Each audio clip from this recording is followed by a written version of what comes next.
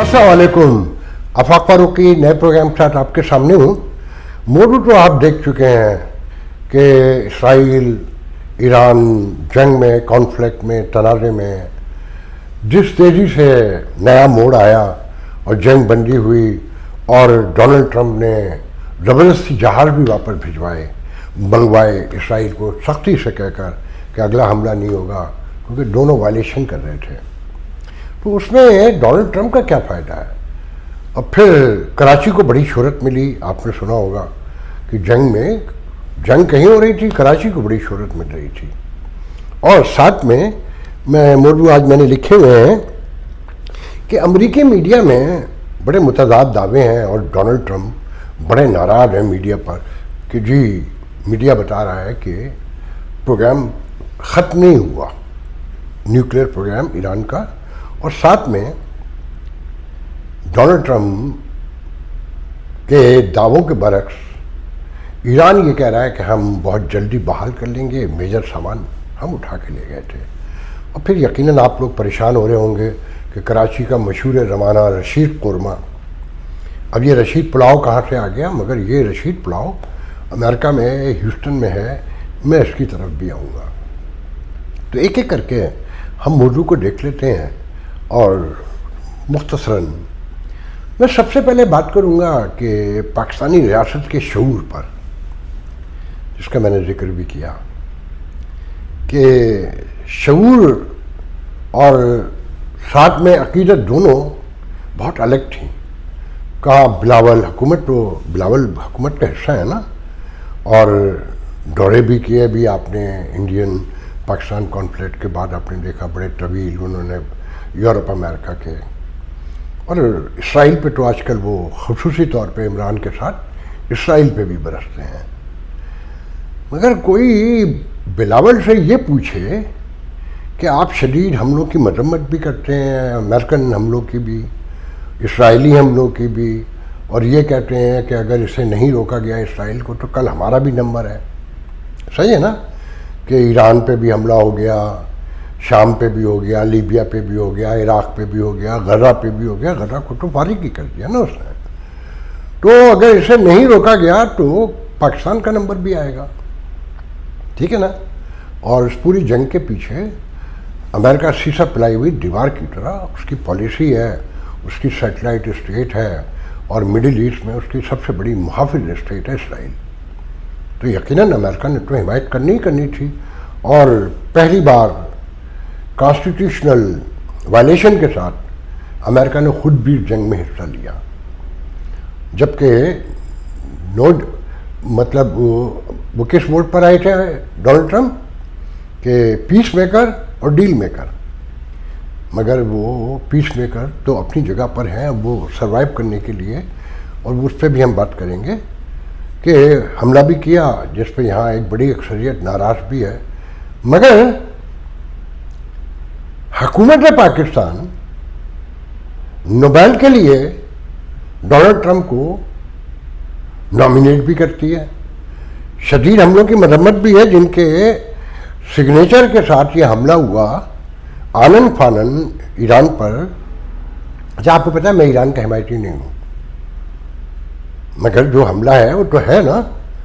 और पाकिस्तान जो है, अच्छा आज तक हुकूमतों ने कभी, मैंने तो सुना भी नहीं कि यहाँ भी अमेरिका में भी एक कांग्रेसमैन ने डोनाल्ड ट्रंप को नॉमिनेट किया है और मुतालबा किया कि उन्हें नोबेल अमन का, पीस नोबेल दिया जाए। तो पाकिस्तान पहली दुनिया की हुकूमत है, हर काम हमारे यहाँ अनोखा होता है कि उनको नोबेल के लिए नॉमिनेट किया। तो इससे रियासत का शऊर भी पता चल रहा है और अकीदत भी पता चल रही है। डबल खेलना। अच्छा, बहुत से लोग बहुत तारीफ़ कर रहे हैं पाकिस्तान की फॉरेन पॉलिसी की, और बज़ाहिर सही भी, अगर गौर से चीज़ों को देखें, डबल ना खेलें, कि इस पूरी जंग से अपने आप को बिल्कुल अलग रखा। ये अलग बात है कि दीवार से लगा दिए गए थे फील्ड मार्शल। दौरा तो बड़ा कामयाब रहा बज़ाहिर अमेरिका का, और बड़ा प्राइड था कि जनाब लंच करवाया गया, चाँपें खिलवाई गईं और मुख्तलिफ़ डिशेस थी हलाल। मगर अभी घर भी नहीं पहुँचे थे भाई, तो दुनिया को बता दिया गया कि हमसे एग्री करके गए हैं और ये अवे रहेंगे। یہ امت ویسے بھی ڈرامہ ہے اور ایران ہمارا کتنا دوست ہے سب کو معلوم ہے. اچھا یہ جو ڈونلڈ ٹرمپ ہیں ان کے لیے بہت مشہور ہے, سبھی کہتے ہیں کہ دایاں دکھاتے ہیں تو بایاں مارتے ہیں, جیسے فیلڈ مارشل کو مارا. اب ایران پر حملہ بھی کر لیا اور ہٹو بچو بھی شروع ہو گئی فوراً ہی. اچھا بہت کم لوگوں کے علم میں ہوگا کہ یہ جو کہا جا رہا تھا یہاں پر جو سرکاری سطح پر کہ اگر ہمیں شبہ ہوا کہ پروگرام ختم نہیں ہوا اور ایران نے ہتھیار نہیں ڈالے تو ہم دوبارہ بھی حملہ کریں گے, مگر جو بمبار B-52 گئے تھے ایسٹریلیٹ وہ پرسوں یہاں واپس آ چکے تھے, دن میں تقریباً 12-1 بجے یہاں پر واپس پہنچ گئے تھے امریکہ. وہ گوام نہیں گئے جو سینٹر بنتا ہے اور جہاں سے حملہ کرنے کے لیے گئے تھے, تو وہ واپس اپنے بیس پہ اوریجنل بیس پر آ گئے تھے. تو یہ اتنا ہی کرنا تھا. پھر اب آپ دیکھیں کہ فوراً ہٹو بچو جنگ اسرائیل پہ بھی دباؤ, اور ایران بھی فوراً مان گیا, اور ایران تو قطر کو فون بھی کیا کہ اب یہ ختم کروائی ہے, اور قطر پہ حملہ بھی کیا ایران نے امریکن بیس پہ. تو وہ آپ نے مجھے نہیں پتا کتنے لوگوں نے ایگزیکٹلی سنا کہ جو ڈونلڈ ٹرمپ نے کہا کہ انہوں نے 14 میزائل چھوڑے تھے ایرانیوں نے, 13 تو ہم نے انٹرسیپٹ کر لی ہے, اور ایک ان نون ڈائریکشن کی طرف کہیں چلا گیا. کہاں چلا گیا؟ ان نون ڈائریکشن کی طرف. اچھا ذہن میں لائیے قطر کوئی کتنا بڑا ملک ہے, اس کی بیس کہاں پر ہوگی, انہوں نے کس طرح سے مارا ہوگا. اور سب سے طرفہ تماشا یہ ہے کہ طرفہ تماشا جسے کہتے ہیں کہ پہلے اچھے بچوں کی طرح بتایا کہ حضور اپنا انتظام کر لیں ہم سے بچت کا, ہم آپ پر حملہ آور ہونے جا رہے ہیں. مطلب اس سے زیادہ جوک نہیں ہو سکتا جنگ میں کہیں. پتہ ہتھیار ڈالنے کے بھی طریقہ کار ہیں دنیا میں نا, کہ ایک تو یہ نا کہ آپ کو گفتگو اینڈ کی جائے, باتوں میں سامنے والوں کو کہا جائے کہ آپ بند چپ ہو جائیے, چلے جائیے, دفع ہو جائیے. ایک طریقہ یہ ہوتا ہے کہ اسے کہیں کہ اٹھ کھڑا ہو, اور پھر دروازے کی طرف رک کر کے اس کی بٹ پہ ایک لات ماری جائے کہ ہم آپ سے کہہ رہے ہیں آپ چلے جائیے. تو انہوں نے ایران نے ہتھیار بہت ہی سوفسٹیکیٹڈلی ڈالے اور کہا حضور بس ہماری لاج رکھ لیجئے, ہم نے یہ 14 چھوڑے ہیں, ان کو افورڈ کر لیجئے, جیسے چاہے گرا لیجئے, ہم آپ کو پیشگی بتا رہے ہیں, مگر یہ کہ اب ہمیں معاف کر دیجئے اور معافی دلوا بھی دیجئے. تو انہوں نے اسرائیل سے بھی کہا ڈونلڈ ٹرمپ نے کہ حضور بس اب بند کریں, بہت ہو گئی, ہم نے گارنٹی کر رہے ہیں آپ کو کہ جی ہم نے ان کا پورا نیوکلیئر جو سوفسٹی ان کا ویپن ہے, ان کا انسٹرومنٹ جو کچھ بھی ڈیوائسز ہے اور وہاں پر جہاں بن رہا ہے وہ سب ختم کر دیا ہے. جبکہ IAEA بھی یہ کہتا ہے کہ اس کی کوئی کنفرمیشن نہیں ہے, اور امریکن میڈیا تو تواتر سے یہ کہہ رہا ہے کہ دیر از نو گارنٹی, اور ایران مسلسل کہہ رہا ہے کہ جی ہم تو موو کر چکے تھے اور ہم اسے جو چیزیں ہماری ڈیمیج ہوئی ہیں انہیں ریپیئر کریں گے, انہیں پھر سینٹرلائز کریں گے اور ہم اپنا کام پھر شروع کریں گے. اب امریکہ اس کی اجازت دے گا نہیں دے گا یہ ایک الگ بحث ہے, اور آگے کانسیکوینسز کیا ہوں گے, پھر حملے ہوں گے نہیں ہوں گے. مگر ایک تو ڈونلڈ ٹرمپ کہتے ہیں اپنے میڈیا سے کہ یہ بہت بڑی زیادتی ہے, میڈیا کو معافی مانگنی چاہیے, پینٹاگون سے بھی, پائلٹ سے بھی, مجھ سے بھی, اور تسلیم کرنا چاہیے کہ نیوکلیئر جو ختم ہو گیا ایران کا. اب واللہ عالم بالصواب. اب جو اصل سوال ہے کہ جہاز جو حملہ کرنے گئے ہیں, کیونکہ وائلیشن تو دونوں کر رہے تھے نا, آخری لمحے تک کہ جب سیز فائر کا اعلان ہو چکا تھا تقریباً اس وقت قطر پہ مارے تھے ایران نے جو 14 میسائلز تھے. تو وہ آخری لمحات تھے, اس کے بعد بظاہر تو ایران نے تو سیز فائر کر دیا تھا, مگر اسرائیل مسلسل وہ جو سیز فائر کا ٹائم لائن تھی اس میں مسلسل مار رہا تھا, جس پر ایران کو اپنا ایئر ڈیفنس سسٹم دوبارہ ایکٹیو کرنا پڑا. مگر ایک موقع پر ڈونلڈ ٹرمپ نے باقاعدہ نیتن یاہو کو کال کی جب پتہ چلا کہ جہاز پھر گئے ہیں حملہ کرنے. ان کا کہ نہیں آپ واپس لے کر آئیں گے اور اب حملہ نہیں ہوگا. اب یہ سب کچھ حیران کن ہے نا کہ مارنے کی بھی جلدی تھی, بند کرنے کی بھی جلدی تھی, بچانے کی بھی جلدی تھی. بات یہ ہے کہ نوبیل بھی تو لینا ہے نا. नोबेल भी तो लेना है ना कि इंडिया पाकिस्तान की जंग भी बंद करवाई, तवातुर से कहा जा रहा है। और देखें ये भी जंग जो बहुत एस्केलेट हो चुकी थी, कतर तक पे हमला हो गया था अमेरिकन बेस पर, उसके बावजूद डोनाल्ड ट्रंप ने सुलह सफाई करके मामला खत्म कर दिया, अच्छे बच्चे बना दिया इसराइल को भी, ईरान को भी। और बज़ाहिर कुछ लोग से कहते हैं कि ईरान जीत गया, मुसलमानों का तो मसला है ना, जीत गया, सब कुछ साफ हो गया वहाँ। तो इसमें दिलचस्प बात यह है कि ईरान में तेहरान को मुसलसल बम्बार्डमेंट का निशाना दिखाया गया, इसराइल वीडियो भी जारी करता रहा, मगर बाद वीडियो देख के पता चला वो कराची की सड़कें दिखा रहे थे। और पाकिस्तानियों ने उसमें खूब गेम किया कि तेहरान के नाम पर कराची को प्रमोट करने शुरू कर दिया, देखें जी, और खुद ही बता दिया कि देखें ये कराची की सड़कें। तो कराची तो पूरी दुनिया में अपनी तबाही के हवाले से एक यूनिक सिटी बन चुका है ना, शहर बन चुका है दुनिया का इतना बड़ा पोर्ट सिटी, और सब कुछ तबाह कर दिया। तो पीपल्स पार्टी का भी खूब जिक्र हो रहा है, वो एक अलग बातें गालियां पड़ रही हैं, मगर जिक्र तो हो रहा है ना। पीपल्स पार्टी को तो नाम चाहिए, बिलावल प्राइम मिनिस्टर बनने जा रहा है। और इत्तलात यह है कि मुस्लिम लीग नून में एक फॉरवर्ड ब्लॉक भी बन चुका है और पीटीआई में भी बन रहा है। यहां पर आपको अलीमा खान का एक वीडियो जरूर देखना होगा, बहुत सुने देखा होगा, मगर यहां देख लीजिए। क्या हम ही रह गए हैं? मैडम क्या इमरान खान को माइनस कर दिया गया? माइनस इमरान फार्मूला है, क्योंकि खान साहब ने तो कहा था मेरा अप्रूवल होगा। मेरा ख्याल है मायूसी सी मायूसी है। कितना समझाया था इन लोगों को कि रियासत के मफादात बहुत अलग होते हैं। यहाँ लॉबिंग अमेरिका में करते रहे, पैसे जब खर्च करते रहे, वोटर को डिस्ट्रैक्ट करते रहे और थैले लेके घूमते रहे पाकिस्तानी कम्युनिटी का वोट कि ये सब आपका है हुजूर। और फिर झूठ पर झूठ इनके वो अदाकार, नगमाकार, वो सारे जो अदाकारी है ना, वो क्या कहते हैं उसको, वो सलमान और इस तरह के लोग कि ट्रम्प की टीम से अभी फ़ोन आ गया है कि वो इमरान का तो रिहाना बहुत ज़रूरी है।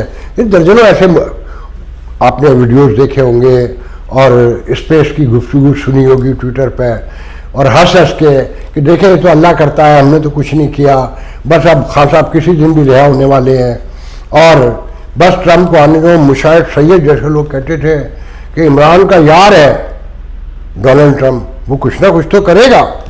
पॉपुलरिटी का सब फायदा कौन लोग उठा रहे थे? जिनका जमीन पर अपना कोई वोट नहीं है और जो खबरों में रहना चाहते थे, उन्हें कहीं कोई लिहाज नहीं था कि आपने कितना नाम बनाया जाली तरीके से, वो पूरी इमारत जमीन पे चली जाएगी। आज शक्ल देख रहे हैं ये सब। कहाँ है वो बिल जो कांग्रेस में भेजा हुआ है? मुझे कहा कई लोगों ने, इनके मैं नाम ले सकता हूँ, बहुत इंपॉर्टेंट लोगों ने, कि बस 2 हफ्ते ठहर जाइए, मगर अच्छा नहीं लग रहा, मैं उनको शर्मिंदा नहीं करना चाहता। आज कहीं वजूद नहीं है ना। तो बात यह है कि ये सब कुछ पीटीआई ने अपने हाथ से किया। भाई ये तयशुदा बात है कि जिस तरह आप आए हैं उसी तरह रहना पड़ेगा, या फिर रोज नारे ना लगाएं, पार्लियामेंट में काम करें, बैठे, खान साहब की रिहाई पे बस गुफ्तगू है, और किसी शर्त पे भी हो जाए, डोनाल्ड ट्रंप करवा दे, बरतानिया करवा दे, कोई और मुल्क करवा दे, और नारे मारते रहना है। भाई उसे रहने दो ना 2-4 साल, अभी तो 2 ही साल हुए हैं ना, तो थोड़ा आराम करने दें उनको।